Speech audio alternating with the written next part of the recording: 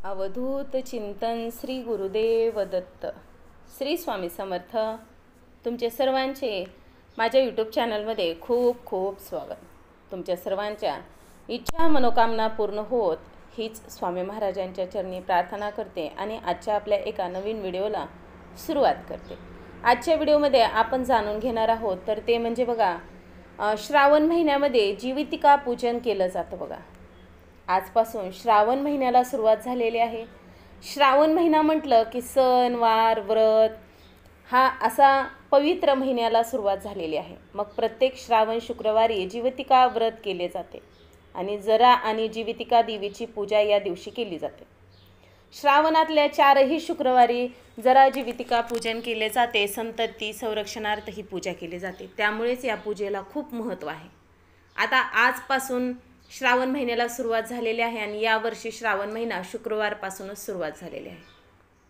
बघा, जरा म्हणजे म्हातारपण आणि जीवितिका म्हणजे जिवंत ठेवणारी म्हणजेच माणसाला दीर्घायुष्य देणारी अशी देवता. पुराणात असलेल्या बघा 2 देवत आहेत. जरा जीवितिका प्रतिमेचे पूजन संतती संरक्षणासाठी केले जात असल्यामुळे ही पूजा मातृशक्तीकडून केली जाते. माता आपल्या बाळांच्या दीर्घायुष्यासाठी ही पूजा दर श्रावण शुक्रवारी न चुकता करतात आणि आपल्या अपत्यांच्या दीर्घायुष्याची आणि मंगलतेची प्रार्थना करतात. जरा जीवितिका पूजन कसे केले जाते? जीवितिका देवीचे चित्र असलेले विविध प्रकारचे कागद बाजारात मिळतात. 7 जीवितिका व त्यांची बाळे अशी चित्रे असलेली हे एक कागद मिळतो. श्रावण महिना सुरू होताच घरातील देवघराजवळ जीवितीचा फोटो किंवा कागद चिकटवण्यात येतो. जीवितीच्या प्रतिमेच्या 4 वेगवेगळ्या स्वतंत्र प्रतिमा आहेत. या प्रतिमेत प्रथम नरसिंह, नंतर कालिया मर्दन करणारा भगवान श्रीकृष्ण, मध्यभागी मुलांना खेळवणाऱ्या जरा आणि जीवितिका आणि सगळ्यात खाली बुध आणि बृहस्पती म्हणजेच बुध आणि गुरु यांचा समावेश असतो. पूजन करताना याच क्रमाने पूजलं जातं. या पूजेसाठी दुर्वा, फुले, आघाड्याची पाने यांचा वापर करण्यात येतो. या 3 इंची माळ करून ती जीवितीच्या फोटोला घालावी. जीवितीच्या फोटोतील सर्व देवींना हळद कुंकू लावावे आणि देवांना म्हणजेच नरसिंह, बाळकृष्ण यांना फक्त गंध लावावे, कारण हे देव भगवान विष्णूंची रूपे आहेत. प्रतिमेतील सर्व देवी देवतांना अक्षता अर्पण कराव्यात. 21 मण्यांचे कापसाचे वस्त्र अर्पण करावे. धूप दीपाने ओवाळून घ्यावे. साखरेचे, चणे, फुटाण्यांचा आणि पूर्ण वरणाचा नैवेद्य दाखवावा. आता पूर्णाचे 5 दिवे करून जीवितिका देवीची आरती करावी. जीवितीची पूजा करताना जरे जीवंतिके देवी बालयुक्ते प्रमोदिनी रक्षाव्रते महाशक्ती पूर्णकामे नमस्तुते हा श्लोक आवर्जून म्हणावा. देवी जीवितीची पूजा करून तिच्याकडे तुमच्या बाळांच्या संरक्षणार्थ प्रार्थना करावी.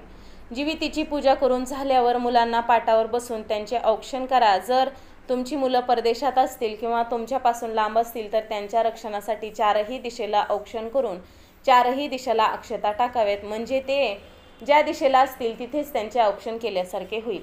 असे औक्षण करताना यंत्र मे बालको भवते जीवंतिके तंत्रत्वा रक्षणीय, हे जीवितिके माझे बाळ जिथे असेल तिथे तू त्याचे रक्षण कर हा मंत्र म्हणावा. या दिवशी स्त्रियांनी लाल रंगाचे कपडे परिधान करावेत. महिलांनी सायंकाळी सुवासिनी महिलांना बोलावून त्यांना हळदी कुंकू लावून दूध साखर व साखरपुटाने द्यावेत. आणि जीवती प्रतिमेची पूजा केल्यानंतर कुलदेवी आणि लक्ष्मी मातेची विशेष आपल्याला पूजा करायची असते, कारण शुक्रवार माता लक्ष्मींना देखील आहे, कुलदेवीचा वार देखील आहे. मग या दिवशी देवीची ओटी भरण्यास विसरू नये. अशा पद्धतीने हा दिवस साजरा करावा. बघा, तर अशा प्रकारे आपण जरा जीवितिका पूजन व्रत कशा पद्धतीने करायची, पूजा करताना कोणता श्लोक म्हणायचा, या प्रकारे आपण जाणून घेतलेला आहे. तसेच व्रताच्या दिवशी आरत्या देखील घ्यायच्या असतात. आरत्याला जास्त महत्त्व आहे, ज्याच्यामुळे बघा मानवी शरीराची धारणा होते. त्या प्राण, अपान, व्यान, उदान, समान या पंचप्राणांची प्रतीक म्हणून पूर्णाच्या 5 दिव्याने जीवती मातेला ओवाळलं जातं. भोजनाच्या वेळी पूर्णाच्या आरत्या प्रसाद म्हणून खाल्ल्या जातात. आता जीवितिका व्रत करणाऱ्या स्त्रियांनी खालील गोष्टी लक्षात ठेवायच्या आहेत. या दिवशी पिवळी साडी, बांगड्या परिधान करू नयेत. पिवळ्या रंगाच्या मंडपाखालून जाऊ नये. तांदळाची लोंब्या असलेली शेत ओलांडू नये. जलाशय ओलांडू नये. कारल्याची भाजी भक्षण करू नये.